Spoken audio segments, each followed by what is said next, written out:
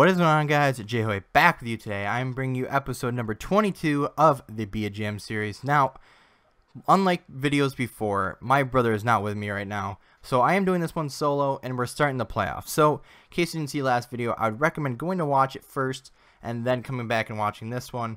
And basically what's happened is, we've had our best season yet. So, I'll show you real quickly, and then we'll go right into the playoffs, because I don't want to bore you too much, but we've had our best season so far. 115 points. I know we had 116 last year, but I'm talking about wins in general. We had more regulation wins than overtime losses, and we just basically did better all around. So, playoffs. 4 years running now, we've been eliminated in the first round. So this year, we've had our best season yet, that I'm going to say. We've made a lot more moves than we probably should have, and now we're starting the season, or we're starting the playoffs, excuse me. So we're going up against the Islanders. They went 39, 33, and 10 in the regular season. They have Halak, Grabowski, and I'm not sure who else they have. I know they have Johnny T probably still, but injuries are on, goal rotations are off, and now we're just going to start it. Go back to normal simulation and right back into the playoffs. So to start off game one, we score an early goal. Palat scores within the first. Wow. Zibanejad, I don't even have words right now. 2 quick goals by our team is just incredible. Going into the second half, Reinhardt actually got traded in real life. Don't you guys saw that? I think he went to the Oilers, I think. I'm not exactly too sure. But I want to talk about this video a little bit. I know it's a normal Be a GM, but it's kind of late than usual because I completely lost track of time with the holidays and everything else happening. So, sorry about that. But I am getting it to you as soon as possible and edit it and whatever else to get it out as soon as possible. So, sorry about that, guys. But either way, game tied 2-2. 3-2 now to call. Not really sure because he usually is only about like a 70 overall at this point, and he doesn't really get too much better. But can we answer back here? It doesn't look like we can. DeCall gets another goal, but this one's an empty netter. So we do lose game one. We do get outshot and 4-2. So hopefully we can rebound going into game number 2. Doesn't really look like anything too interesting has happened. A couple of guys playing some really low minutes. Not really quite sure why. But there you go, the 3 stars. Palat and I believe it was Zibanejad got 2 really early goals for us. But either way, we'll go into game number 2. Hopefully no injuries. Hopefully, I shouldn't say hopefully, they don't have any injuries, but never want to see anybody get hurt. But hopefully they have a weekend lineup so we can win. Because obviously we're the best, but can we prove it in the playoffs? Or else if it's just a first round choke or if it's a first round curse, I'm not really exactly sure. But going into game number 2, not really sure what to look for. Couple moves probably if we don't end up winning the Stanley Cup or go and make a deep playoff push. As Carlson gets his first goal of the playoffs. But what's his name? Silfverberg, Stone was a question. Palat, Shinkarik. There's another one. Shinkarik, the guy we're talking about, been very, I shouldn't say quiet, but he's been very underperforming. And 89 overall sniper, playing on the second line with I believe it's Turris and Palat at the moment. But 4-0 lead. Shinkarik helps that, but when you look at him all around, I mean, his teammates get goals, and we're just piling on goals here, so I'm not even going to mention that. But Shinkarik, Zibanejad, or not, I shouldn't say, I keep saying Zibanejad for whatever reason. But Silfverberg and Shinkarik, just 2 guys that aren't really performing too well in the regular season. Put up maybe a couple points in the playoffs total, but maybe we have to make a move, maybe just get a more well-rounded team. But I know we have the depth scoring, but guys like Shinkarik and Silfverberg that we keep moving down and moving around that just don't end up working out. Guys like Clefbaum that we had to trade, Trouba that I want to get rid of this offseason actually, and just guys to help our team better. You see Silfverberg only playing almost just above 7 minutes, but gets a goal, and I don't know why, but just he doesn't perform here in Ottawa. Obviously in real life he got traded for Bobby Ryan, which is obviously on our team anyway, but either way, oh, we do have an injury. Cody Ceci out for looks like about a week, if not a little bit more. So going in here, obviously I don't have a second opinion since my brother Chris, the assistant GM, isn't here. We're going to have to bring up Paul Post, mainly because he's a right-handed shot, which I personally like. But either way, we're going to have to put him in the lineup. Not like I really want to, but then we're going to move up Trouba. Hopefully he can play with Olette or Olay or whatever his name is and get some points going there and give Schutz a chance to fully perform on that third line. So who do we have any other lines? No, we don't. Okay. So going into the rest of the lines here, let me do these real quick. We'll put Trouba in there, and we'll get him going on these lines and hopefully start scoring because, I mean, he's only put up 15 points a game. Now, I know me and Chris have had this talk a long time, and we've had it for a while. But for me, if we're going to have our defense scoring, I want them to score. I know he's a third-line defensive guy, but obviously we have Carlson, we have Yandel, we have Ouellette, and we have Ceci as our top 4. Now, Schutz was a bit of a gamble. Entry level contract, 81 overall. He's grown a little bit, so he's jumped up 2 overall to 83, and he was a big gamble. Now, Trouba, I haven't really seen too much from him that I really like. Now, maybe I get a defensive defenseman that I don't really like, but if they're a guy like a John Moore, or I don't know who else, but a defensive defenseman that can still skate and put up average points on the third line. So instead of paying a two-way guy that doesn't really perform that you'd expect more out of, I'd rather pay a guy like a defensive defenseman to put up those points and expect that out of him. So that way, in my own mind, I would basically expect what the numbers are reaching. But either way, 3-0, talking about the game at least, Pleach or Pellick or whatever his name is, puts a third goal in, and it doesn't look like we have a good shot at this game. 34 shots to 30, ends up 3-0 loss. So Game 3. Now, we're down 2-1. Now, they got a goal in every period. That's pretty cool. Anyway, it's not cool for us, though, because we need to step up here. Ooh, I don't like that. Palat only getting just above 4 minutes. So we might have a secondary injury there. So if we do, I'm not sure who to bring after that. I know we have a couple guys, but what? That doesn't make any sense. He plays really low minutes, but then isn't injured. So maybe it's just a day-to-day thing. I'm not exactly sure.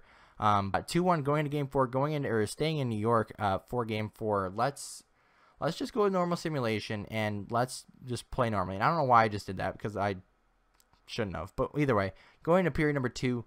Don't really know what to look for. I'm looking for all of our guys that have been scoring that are trying to stay hot, like Carlson, like a Yandel. Like I know Cece's injured, but obviously once he's back, we expect from him. Bobby Ryan, the top line. I mean, I'm basically mentioning everybody, but I mean, when you have those top guys that are performing very well, and Bobby Ryan, I don't think even made the All-Star game. Johnny Tavares, I think, makes his first appearance of the playoffs. Hoffman get a quick goal after that. But those top guys that we expect to score, the guys that we're paying to score, we need them to step up majorly. And that's another thing. I didn't really check, but our power play, it doesn't seem to be performing. And when we do see it performing, it's at, I shouldn't say the wrong times, but not at the right times. Obviously, you want them to perform all the time. But when you're losing these games by 1 in the playoffs, you got to figure what else can we do to help that out. Now, going into the playoffs, or going into the last 3 games of the playoffs, I should say, down, what are we down? 3-1, I believe.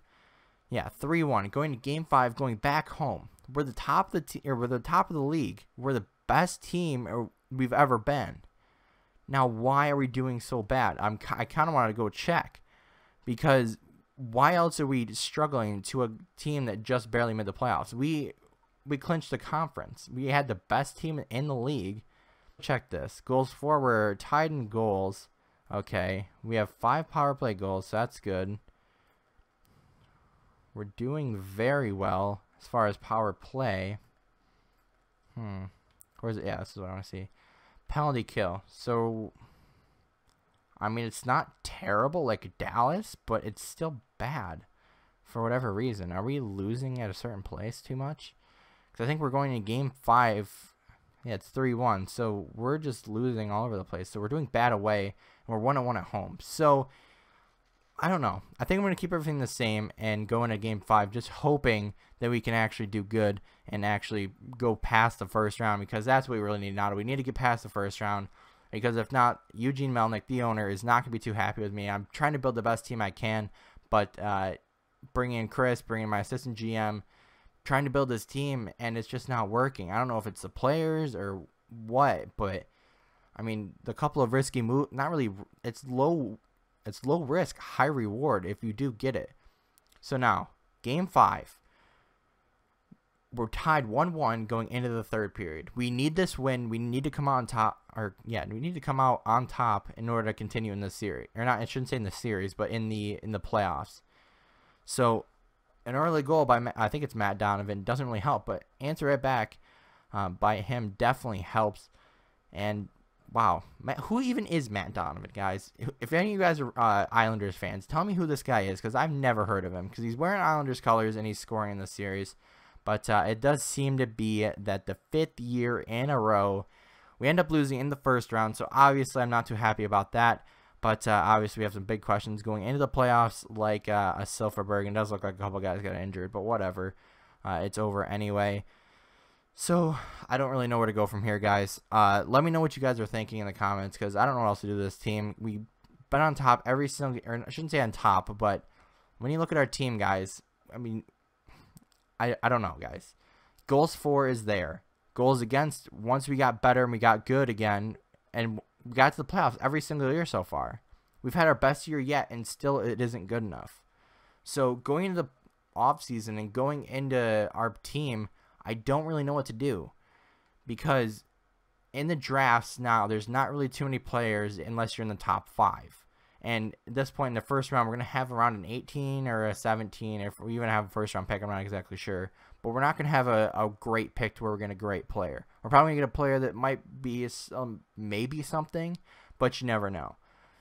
So this is going to be kind of a shorter video, guys. I don't really know what to go from here. But actually, you know what? I'm not going to end it just yet. I want to check stats, because I know it's not all about stats. It's how your team plays. But, I mean, playoff stats are huge. If your people aren't performing in the playoffs and aren't performing regular season, why do you even have them? So guys like a Silfverberg or a Shinkarik, you definitely have to look if they're even doing anything. So Turris and Zibanejad still performing. These two, I don't really know. I think I want to get rid of one of them, but I'm not really exactly sure yet. Foster was a big gamble. Not really a huge gamble, but an entry-level contract, 3 years. I mean, he can be whatever you put him as.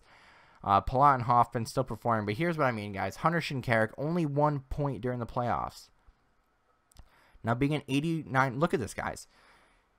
I mean, how isn't this player performing? He's making $8.4 million, guys. The only reason he's making that much is because we didn't want to sign him to a huge contract. Now, it would have been about $1.5 million, I believe, less. So, no, it would have been about a $6.75, $6.5 million offer, but we didn't want to give that to him. So we put him under restricted and kind of hoped that no other team could pick him up. Now, since he's been with us and he's been out of the AHL, he's had his best season yet. But an 89 overall sniper, we need him on the first line, but he doesn't put up that type of numbers to where he earns that spot.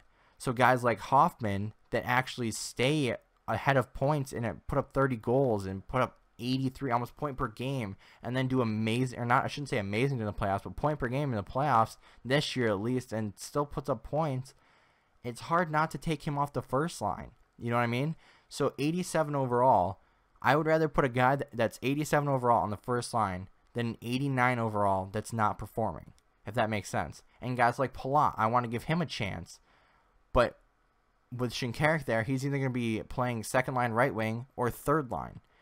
Now, maybe we should go more defensive to let our two top lines score, but I'd like to have that depth scoring. Now, here's another thing. Bobby Ryan, he's a proven scorer. He put up point per game numbers this year, kind of the same as Hoffman in the regular season, 83 points.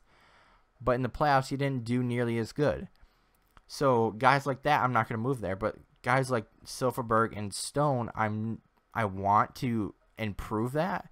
But I don't know, guys. It's just Silfverberg just doesn't perform here. He had I don't think this is the season we had him, but I mean, he goes from a season with 59 points, over 30 goals, and then goes down to 20 points. I mean, he may have been playing on a first line or a second line with a top guy like a Getzlaf. I'm not sure exactly where we got him, but I think it was Anaheim. But guys like Getzlaf or who's their second guy? Kessler.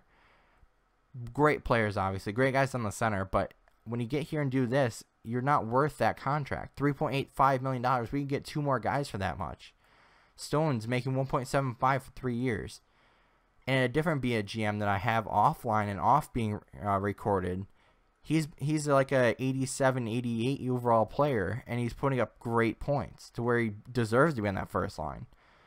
But when you see Yandel, I mean, going to defense here, I should say, when you go to see 5 points, 3 points. I mean, then you have, I mean, I know he got injured, but 1 point, he probably would have done the same thing as a Yandel. But it makes you wonder, is Carlson, I don't know, because obviously we have at least a great top 3 in CC, Yandel, and Carlson. Then Ouellette we got halfway through the year, and then these other couple of guys. Postma, we only really have him for depth in the playoffs if nobody ever gets injured, and then a Trouba that I don't really like, that I want to get rid of. So after this year, we probably won't have Trouba. We probably won't have a couple different guys. But here's another thing. Robin Lehner, we have him still. We locked him up for 4 more years. He's done great in the regular season since we gave him a shot, basically. But for whatever reason, he's not performing in the playoffs. So I'm not sure if it's a Lehner problem. I'm not sure if it's our team problem or what. But I think I'm rambling a little bit too much here. But let me know what you guys are thinking in the comments. Let me know what you think of the whole series so far. Do you want to keep going? Because you guys don't really talk to me too much. So I know you guys leave likes and whatever else. But let me know in the comments below. And subscribe for more, guys. But anyway, I'll see you later.